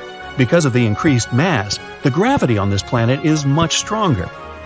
There are no high mountains or trees in this world. Everest is several times smaller. Most trees don't grow higher than a single-story building. People are also more compact. It's difficult for the body to grow tall when gravity presses on it with double or triple force. The average height of a grown-up is 3 feet. There are almost 8 billion people on Earth today. In large cities, people feel quite crowded. But on the super-Earth, the area is twice larger. People are smaller too. They drive small cars and live in small houses. That's why there's much more space. The air is cleaner, and not all parts of this planet are fully explored yet. Days and nights here last longer than on good old Earth. Today is Monday, and Tuesday will start in 48 hours. But people still don't have enough free time. Working hours are longer now, and people need more time to sleep, rest, and commute. But the cool thing is that now people are much stronger and more resilient. If an ordinary person gets to the super-Earth, they will feel as if they're carrying a heavy backpack filled with bricks. Their muscles won't be used to hauling such a load at all times. Even during sleep, they'll feel heavy. In an unprepared person, this pressure can damage bones and muscles and lead to unpleasant consequences. But since people have been living on the super-Earth for thousands of years, they've evolved and adapted to the new conditions. On this planet, human bones are as strong as iron. Muscles are as hard as a rock. People are small but powerful creatures. But they don't know about their own strength. Everything around them is heavy, and this is the norm. Trees are sturdier, and their wood is more durable, which means the furniture is more massive. A single sheet of paper on the super-Earth can weigh 10 times more than the ones we're used to. The average passenger car can weigh as much as 2 fire trucks, and a teaspoon is heavier than a dumbbell. But since the weight of all vehicles is greater than that on our planet, people need more power and fuel to reach higher speeds. They use a lot of gasoline. Much more resources are needed to send rockets into space. It takes more fuel to overcome the gravity of super-Earth and leave its atmosphere. Spacecraft also have to weigh less. When everything is so heavy and dense, you don't feel super strong. But let's say you're a resident of the super-Earth and decide to visit good old Earth one day. You become a superhuman here. You can come up to any car, put your hands against its trunk, and start moving it. In the gym, you can easily lift any weight. With one strike, you can leave a crack in a concrete wall or punch through a wooden board. All of this looks extremely impressive, considering your small stature. Your legs, used to heavy loads, feel so light here. You can easily jump from one roof to another. If you accidentally fall from a 2-story building, your body won't receive any serious damage. Your skin won't be scratched, your bones will easily withstand the fall. On Earth, you become a superhero. Unfortunately, a super-Earth with the conditions perfect for humans hasn't been found yet. These planets are still poorly understood. They can even pose a danger to people. A large mass means a huge amount of energy, and this energy needs to be released. If we lived on the super-Earth, volcanic eruptions would be as common as thunderstorms. The increased gravity could also cause more tectonic plates movement. The landscape and the planet's crust would be very unstable. Imagine earthquakes waking you up every day. Such conditions would encourage people to develop a great sense of balance. There would also be special technologies strengthening house foundations. Frequent shifts of tectonic plates would trigger huge tsunamis. Oceans would constantly change their shape. Vast areas of land would get flooded. In such changing conditions, people would never be able to build permanent cities and live comfortably. Plus, if people ever came here, it'd be difficult for them to fly away because of the planet's powerful gravitational force. Space objects flying past the super-Earth would be more likely to fall on the planet. In addition to volcanic eruptions and earthquakes, there would be frequent meteor showers, and those wouldn't be just tiny rocks that evaporate in the atmosphere. Huge asteroids could be thrown off their course by the planet's gravity. People would have to build a machine that could destroy meteorites before they enter the atmosphere. But even if they succeeded, hundreds of chunks of space rock would still fall on the super-Earth. After all these catastrophes, people would most likely understand that there's only one super awesome Earth, and it's our home planet. The worst thing that can happen to Earth is the hardening of its core. As soon as it stops working, the planet will lose the shield that protects it and us from space radiation. Solar storms and blasts of energy can create serious problems for people. All electronics will stop functioning normally. The internet, power plants, traffic lights, computers, airplanes, you name it. To survive in such a place, people would have to live under a huge dome. It wouldn't allow radiation and meteorites to pass through. But many super-Earths have conditions that are even tougher than that. For example, there's a planet where the air temperature is so high metals get vaporized there. It's unlikely any life forms can appear in such a place. But if people had to evolve there, our species would be invulnerable. Imagine creatures covered in skin that's stronger and more elastic than any material on Earth. Walking through fire would be as ordinary to them as breathing air. The inhabitants of this world would probably try to take over other planets. The only thing they wouldn't be able to withstand would be low temperatures. A light warm breeze would seem like an ice-cold gust of wind to them. There's another super-Earth similar to this one. It receives tremendous amounts of energy from the nearest star. Because of this, the temperatures there are so high they even destroy molecules. In the depths of space, scientists have found another super-Earth. It's 2.5 times the size of our planet and is completely covered with water. There's not a single patch of land on it. The planet is super heavy. That's why it's tilted a bit to the side. When this super-Earth rotates on its axis, water flows from one side to another. Massive destructive tsunamis are a common occurrence on this planet. If people lived there, they would look more like amphibians than humans. Another super-Earth is 6 light-years away from us. Its mass is 3 times that of our Earth. It takes the planet about 233 days to orbit its star. This planet receives only 2% of the star's energy.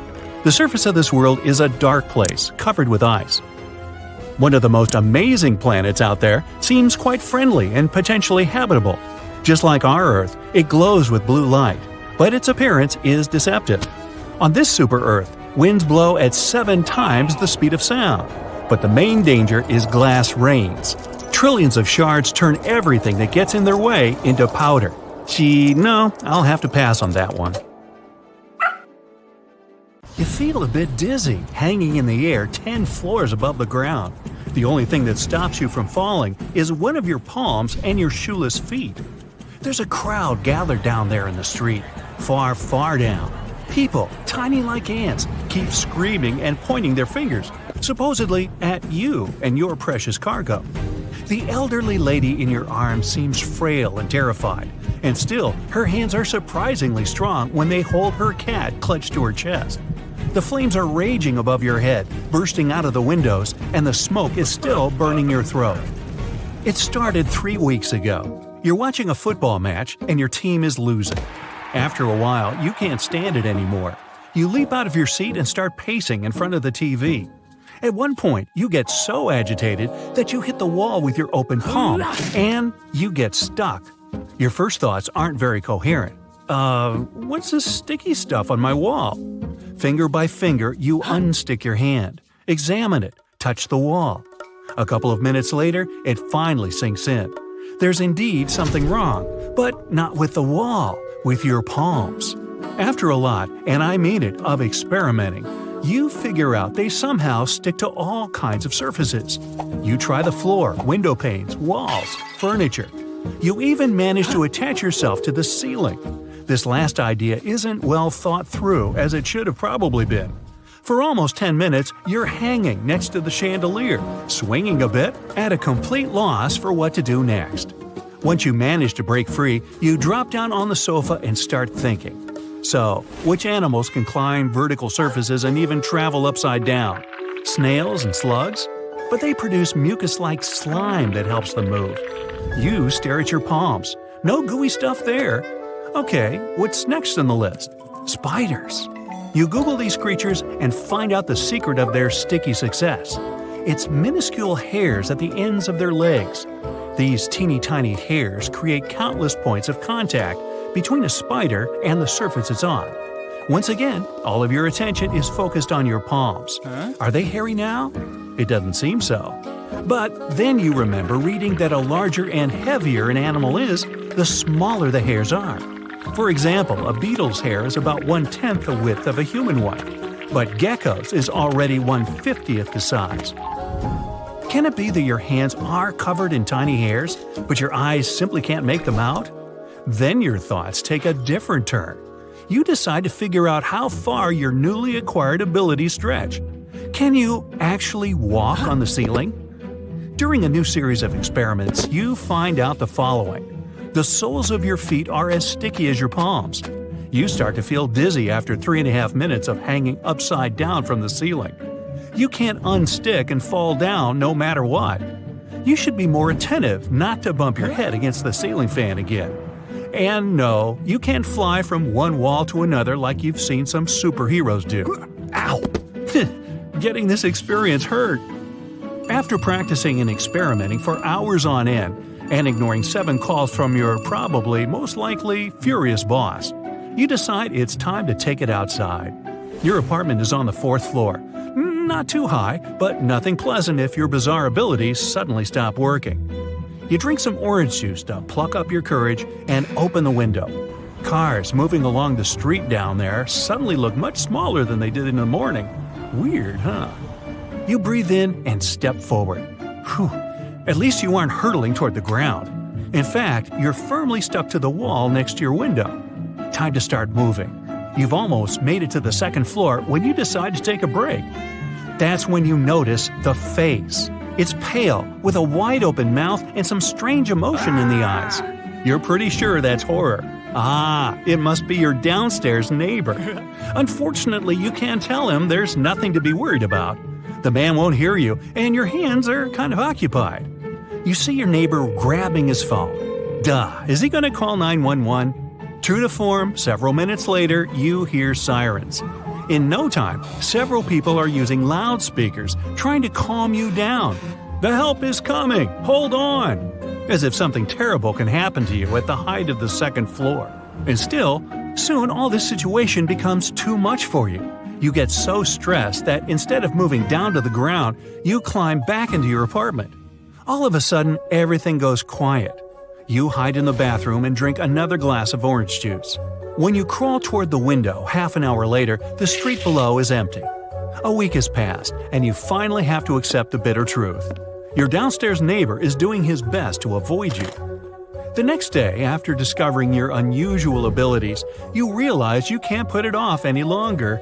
You have to return to work. When you arrive at the office, your boss spends a good half an hour telling you off.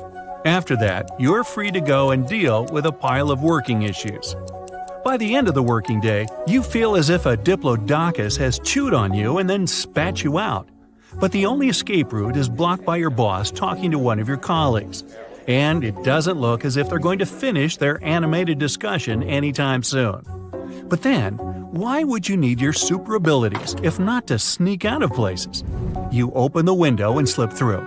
Oh look, you're getting better at this. During the next several weeks, you discover more and more uses of your wall climbing abilities. For one thing, you can change light bulbs without using a chair. But you have to do this within 3.5 minutes. Any longer and you get dizzy. You conquer that mountaintop you've been dreaming about. But before, it seemed too hard for you. One night, you try to climb a skyscraper, but you get awfully tired before reaching the top. You save countless kittens stuck on roofs and trees. And now, you even have a criminal story to tell. One evening, a gang of muggers surrounded you. They were trying to get your money and phone. They didn't expect you to escape by climbing a smooth vertical wall. It scared them out of their minds. And then, one day, the fire happens. You're driving to work when you see the flames bursting out of an apartment on the 10th floor. Dozens of people have already gathered near the building. You join them and hear someone mention an elderly woman who lives in the apartment with her cat. You understand the time has come for you to use your abilities. You take off your shoes and start climbing the wall of the building. Your ascent is accompanied by screams and loud cheering. After reaching the needed window, you break it and carefully get inside. That day, luck is on your side. For one thing, the lady is really small. It won't be a problem to lift her. Even better, both she and her cat are in the room. Miraculously, the woman doesn't demand long explanations. She grabs the cat, you grab her, and in the next moment, you're all out the window. You successfully get to the ground, and the lady is taken away by doctors. And then, you get surrounded by reporters. An avalanche of questions and camera flashes follow. Lots of people have been recording your heroic descent. so it doesn't take long for you to become a superstar. At first, you feel shy and exposed, but pretty soon, you realize this kind of popularity can bring you good money. You're invited to numerous TV shows. Loads of companies want you to advertise their products. Illusionists and circus troupes ask you to take part in their performances. You become world famous. Your face is on all magazine covers. You earn enough money to travel by business jets and stay in the world's most expensive hotels. But 1 year after you started walking on vertical surfaces, you wake up to a news article. Another person has gained the same ability. And every week, more and more people discover they can walk on walls. In several more years, it isn't considered to be such a rare ability. And all you can do is deal with the fact that you aren't unique anymore. But then, you check your bank account and smile, happy in the knowledge that, hey, you were the first. You're trying to sneak into the dark labyrinths of the ancient pyramids in search of immortality.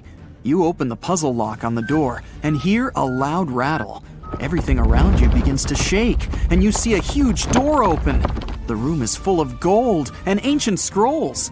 A large golden bowl falls right at your feet, but you kick it aside and move forward because you came here for a different purpose. Suddenly, you hear footsteps. You hide behind a pillar quickly, and you see a man appear from the depths of the room. You're scared because the old man looks just like a living mummy. His skin is dry and stretched over his skeleton. He drags his long hair behind him like a train of a dress, and he's smiling. The man invites you to sit next to him. It turns out that this old man is the last person of an ancient civilization that wanted to discover the secret of immortality. And they succeeded. 3,000 years ago, this tribe held their ritual. They danced around a fire and a huge cauldron. They caused a great storm with their dance. And a second later, a huge bolt of lightning struck the cauldron. There was a blue column of light for several minutes. During this time, the whole tribe continued to dance and sing. When the storm was over, the tribal leader came up to the cauldron. There were only a few drops left. He poured them into a flask and drank. The next second, his body started glowing, and he felt stronger than ever before. It was the elixir of immortality. This man had recently celebrated his 3,000th birthday. He received all the knowledge available to a man of his time. He wandered the world and taught other people, but then he strangely decided to lock himself in a pyramid and live an eternity alone. As a reward for your intelligence and dexterity, the old man gives you that very flask of elixir. You drink a few drops and feel a burning sensation spread all over your body. Your hands get tremendously powerful. The fire subsides, and from that moment on, you are immortal. There's one condition though. You'll live forever, but your body will age infinitely. One day, you'll turn into a skinny old man. You return home, and hundreds of journalists are waiting for you when you get off the plane. Flashing cameras, microphones. Now you're a real celebrity, and you have to decide how to spend your endless time on Earth. And while your body is young, you decide to do everything you were afraid of before. You spend the next 20 years of your life traveling the world. You've been to Everest, the highest mountain in the world. And you've been down into the Mariana Trench, the deepest place on Earth. You've surfed in Hawaii and skied in the Alps. You've even made it to the North Pole on a dog sled. Finally, you've been to the International Space Station as a tourist. You're not afraid of anything because you know you'll live forever. Now you look 40 years old, and when you go to a nightclub to dance till morning, everyone looks at you with amazement. But you feel so young. So it's time for some new hobbies. Breakdancing, why not? Oh, here's why.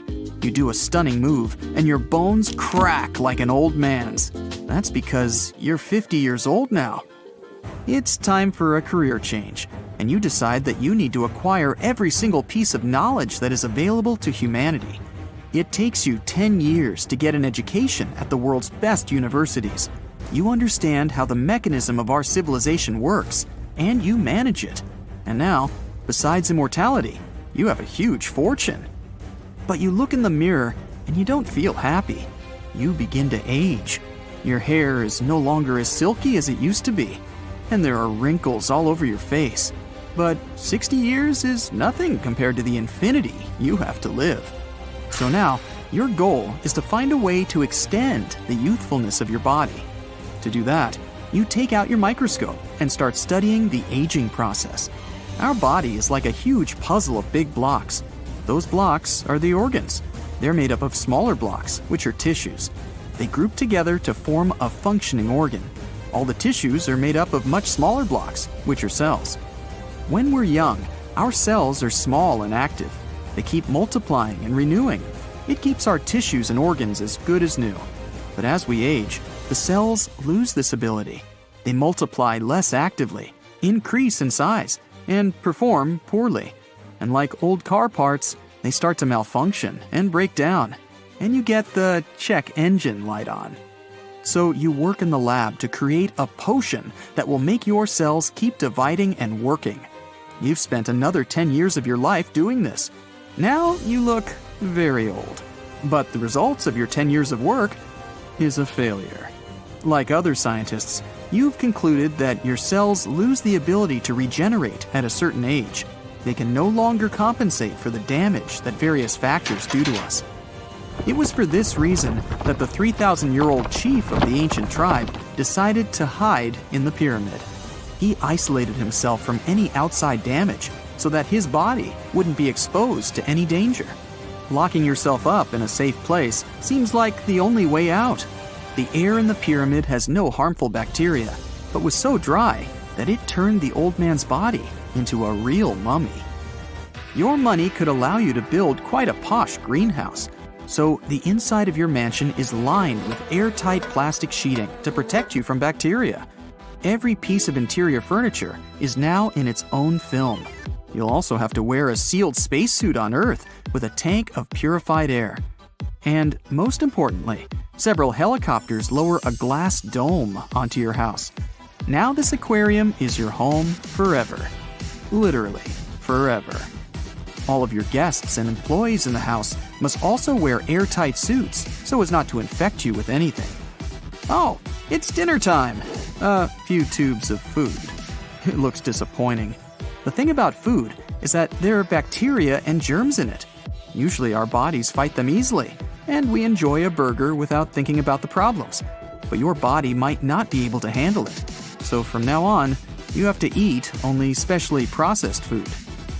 A couple of decades later, you'll only be eating nutritional solutions to keep your stomach out of danger. But you can still go out for a walk. For that, you'll need an airtight bubble with a wheel, like the one that hamsters play with. You can walk the streets and admire your hometown, which gradually begins to resemble a futuristic movie. Neon signs, flying cars, holograms, and robots everywhere. Hey, it's your 200th birthday, and your gift to yourself is a special flying vehicle in which you can travel around the world safely without touching anyone or anything. All this technology has made you feel young again, but your face is sad. It's all about your brain. It ages like the rest of your body, and our brain, like a computer, has a memory limit.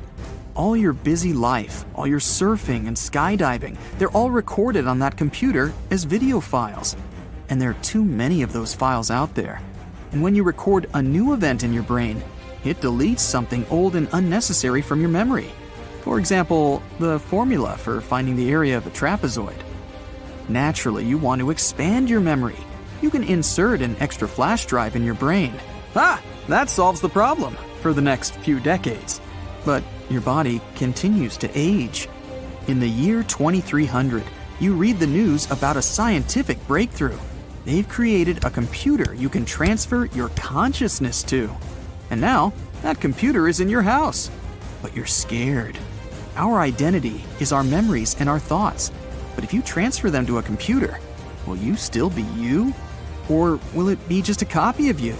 And then what happens to you as a person? Fear and hopelessness take over you. Immortality is both a great gift and a great burden. You're all alone. Your family and friends aren't here with you 200 years after you became immortal.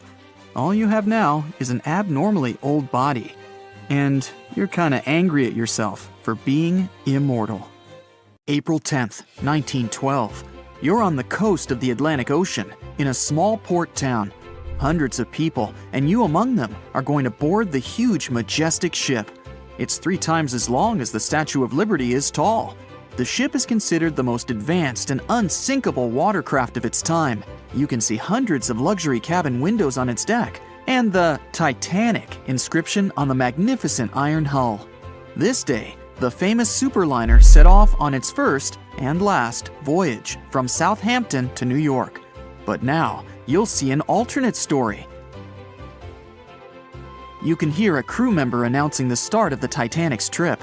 The ship sails from Africa to Bermuda, and the cause of its catastrophe will not be an iceberg at all. For 4 days, Titanic sails through North Atlantic waters.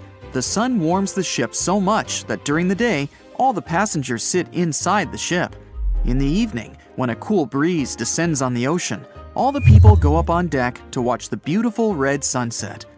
Midnight, April 15th. You're sitting in your cabin reading a book. You're usually asleep at this time, but right now, you're just flipping through page after page. You close the book and look around the cabin. You feel like someone's watching you. You get up and break out into a cold sweat. An inexplicable feeling of anxiety permeates your body and causes goosebumps. You look out the cabin window where the ocean spray is banging the glass, but you can't see anything. There's a thick fog outside. You leave the cabin. In addition to you, several passengers also left their beds because of a heightened sense of danger. They greet you and ask what's wrong, but no one knows. You head to the stairs to go out on the deck to see the situation. At this point, the floor goes out from under your feet. A strong push makes you fall. A rumble reverberates through the Titanic. You get up and see more and more people going out from their cabins. You run up the stairs and meet a crew member. He doesn't tell you anything, but his eyes are wide with fear. You go up on deck and can hardly see anything. A thick, wet fog has settled over the ship. Several passengers are holding their heads as if they have a headache. You see the captain and ask him what happened. The captain admits that he has no idea where you are.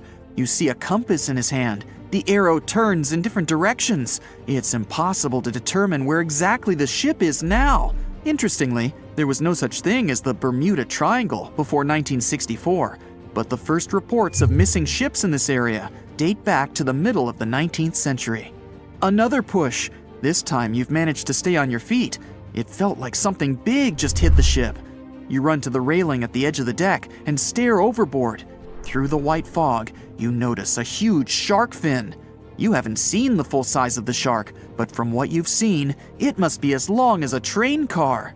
The shark swims away, but after a few seconds, you can see its fin again. It quickly approaches the ship and grabs the iron hull with its huge jaws. The deck is shaking. You can hear the grinding of metal. It seems this huge predator just made a hole in the hull.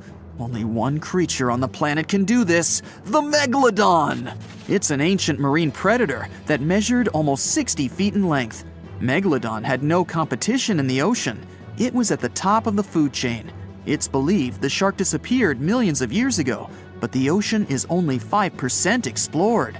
Here, it's alive and swimming in the mysterious waters of the Bermuda Triangle. Everyone aboard the ship is panicking.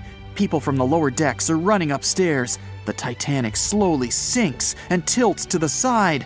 Everyone goes to the lifeboats, but no one dares to get in them while the huge ancient monster is around. The ship's bow submerges under the water. You stand on the left side of the deck and see the Megalodon bite off pieces of the iron hull. You shout to the people in the stern section that the Megalodon is busy and they have time to evacuate. The first rescue boats with passengers go down on the water. Some passengers just jump overboard. Fortunately, the water is much warmer than the place where the Titanic actually sank. You put on a life jacket and jump too. The Megalodon attacks the ship and drags it deeper into the water. The smell of the Titanic's kitchen must have attracted it. You find yourself among the ship's flotsam and lifeboats. The fog's finally rising. The starry sky and the moon illuminate the sea's surface. People help you to climb on board a rescue boat. Everyone tries to sail as far away from the sinking ship as possible. You see the huge shark swimming around the Titanic. At this moment, something distracts it, and the predator goes away. More than half of the ship is already under the surface. The second part looks like a candle sticking out of the water. The ocean is calm, the sky's clear and cloudless, there's no wind. From the side, you see a huge wave growing behind the Titanic. It's about 50 feet high, like a 5-story building. It knocks the ship down as easily as if it was made of paper. The monster wave dissolves in the water as quickly and unexpectedly as it appeared. You've just witnessed a rogue wave. This phenomenon occurs all over the world. Enormous waves suddenly appear, demolish ships, and disappear without a trace. Scientists still can't determine their exact nature, but according to the most popular theory, these waves are formed by kinetic vampirism. Under certain natural conditions, waves accumulate and exchange kinetic energy. Among all the waves out there, there is one vampire wave that absorbs the energy of all the others. When a lot of energy is accumulated, a huge wave grows and splashes it all out. Some believe the frequent disappearance of ships in the Bermuda Triangle occurred because of rogue waves.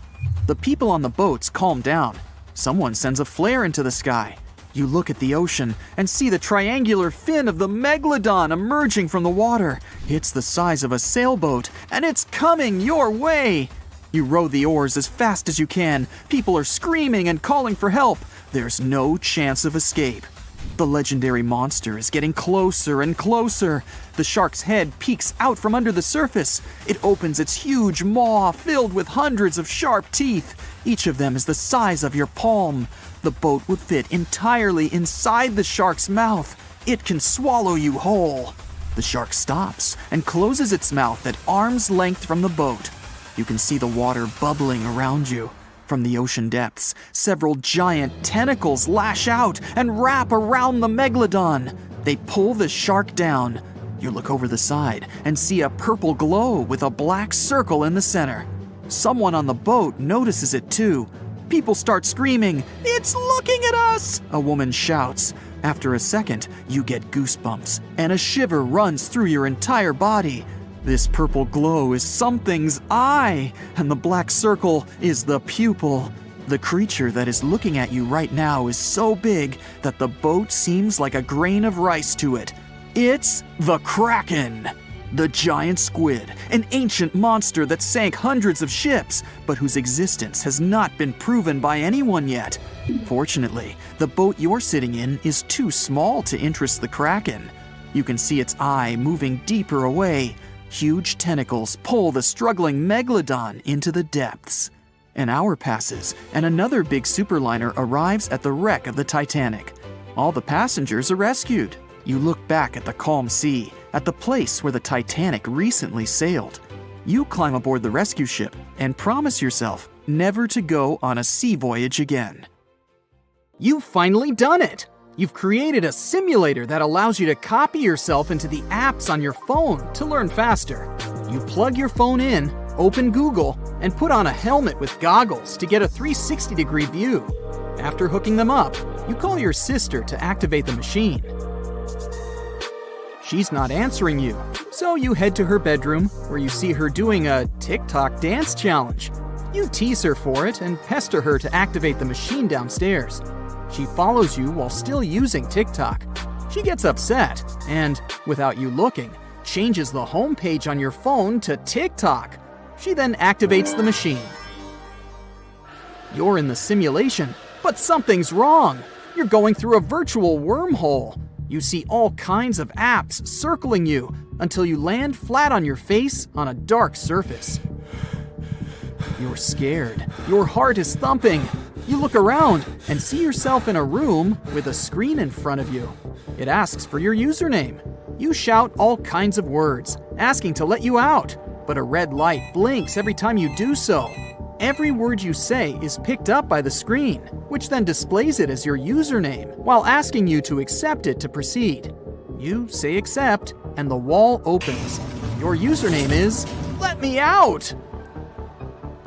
You exit and enter a futuristic city glittered with purple and blue lights and tall towers with screens showing TikTok videos non-stop. The tallest tower shows the most trending videos today. We'd like to continue helping you learn and giving you useful skill improvement tips. Got a thirst for knowledge? We've prepared 4 masterclasses on creating a 2D character animation from scratch, 10 hours of video lessons, practical tasks using professional software, and additional materials that you can use with your own projects. While the other towers show other popular videos. You follow the road in front of you. It leads you into a crowd in the middle of a virtual Times Square. Everyone has a floating bubble above them with their username and bio written there. It also shows how many followers they have. Most of these people have just a handful of followers. They look like their profile pictures. Everyone is staring at you, since you're the only one who looks not like an avatar, but like a real human.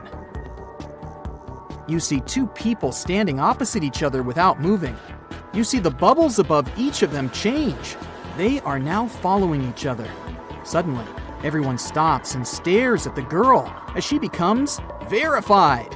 A blue tick appears in her bubble, and she vanishes. You run up to the one who has just followed her and try to get some information. You're the only one talking out loud, while everyone else is communicating through direct messages in their inboxes. You realize that you have to stand still and wait for someone to accept your DM. The person you're talking to receives your message and blocks it. You try to initiate another dialogue, but the person freezes and then walks away. You realize some people are looking at you in a peculiar way. They start following you. They're everywhere. You start walking fast and disappear into a sea of people where they can't find you. After a while, you dip into an alley and find an underground cafe. You enter and see a bunch of people sitting around doing nothing. You try to talk to some of them, but they don't answer. Even weirder, they don't have faces.